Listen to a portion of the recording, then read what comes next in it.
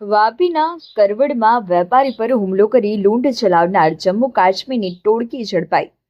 વાપીના કરવડ વિસ્તારમાં આવેલ Poonamji industrial park પાસે ગત 8 મેના રોજ એક વેપારી પર જીવલેણ હુમલો કરી ₹1.50 લાખની લૂંટ ચલાવવામાં આવી હતી।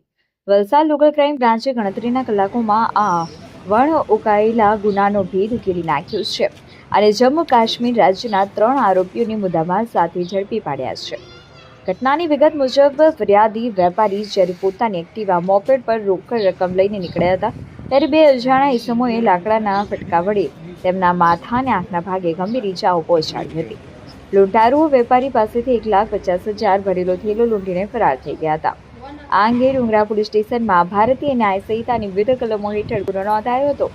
વલસાડ જિલ્લા પોલીસ અધિક્ષક યુવરાજસિંહ જાડેજાની સૂચનાથી એલસીબી પીઆઈ એયુ રોઝના માર્ગદર્શન હેઠળ અલગ અલગ ટીમો બનાવવામાં આવી હતી। સીસીટીવી ફૂટેજ અને ટેકનિકલ એનાલિસિસ તેમજ બાતમીદારોની મદદથી પોલીસે જમ્મુના કઠુઆ જિલ્લાના 3 આરોપીઓને દબોચી લીધા છે।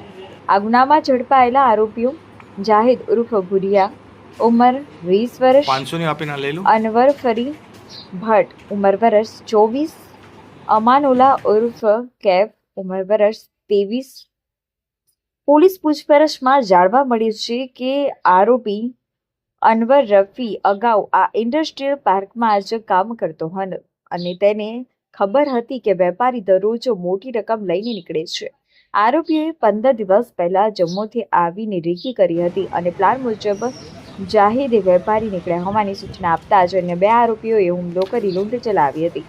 પોલીસે આરોપી પાસેથી રોકડા ₹1,50,000, 3 મોબાઈલ ફોન મળી કુલ ₹1,70,000નો મુદ્દામાલ કબજે કર્યો હતો।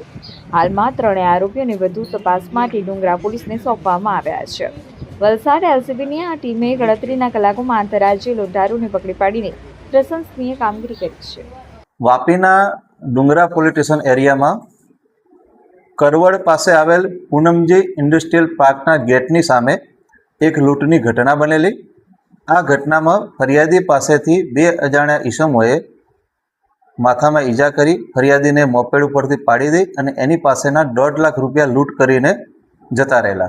આ બાબતની જાણ ડુંગરા પોલીસને થતાં ડુંગરા પોલીસ તાત્કાલિક ઘટના સ્થળે પહોંચી ગયેલી અને ફરિયાદીની ફરિયાદમાં જણાવ્યા પ્રમાણેની ફરિયાદ રજીસ્ટર કરેલી અને તપાસ શરૂ કરેલી। તપાસના અંતે પોલીસે 3 આરોપીની ધરપકડ કરેલ છે। નામ છે જાહિદ મીર, અનવર ભટ્ટ અને ઉમાનલ્લા।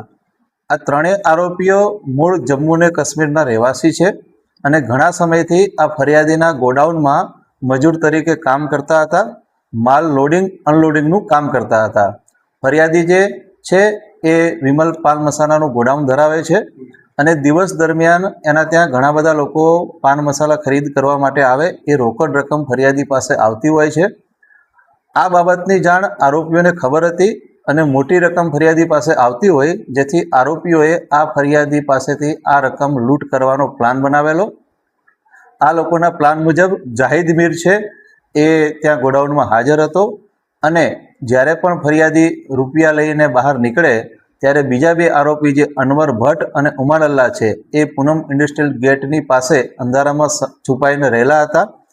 ફરિયાદી જેવા રકમ લઈ અને મોપેડ ઉપર એકલા નીકળ્યા ત્યારે એણે ફોન દ્વારા બીજા 2 આરોપીને જાણ કરેલી કે અત્યારે ફરિયાદી નીકળ્યા છે અને જેવી જાણ કરી એ દરમિયાન ગેટની પાસે અગાઉથી ઊભેલા બંને આરોપીઓએ ફરિયાદી વાપી તરફ જતા હતા એ દરમિયાન ફરિયાદીને માથામાં લાકડાનો ફટકો મારેલો।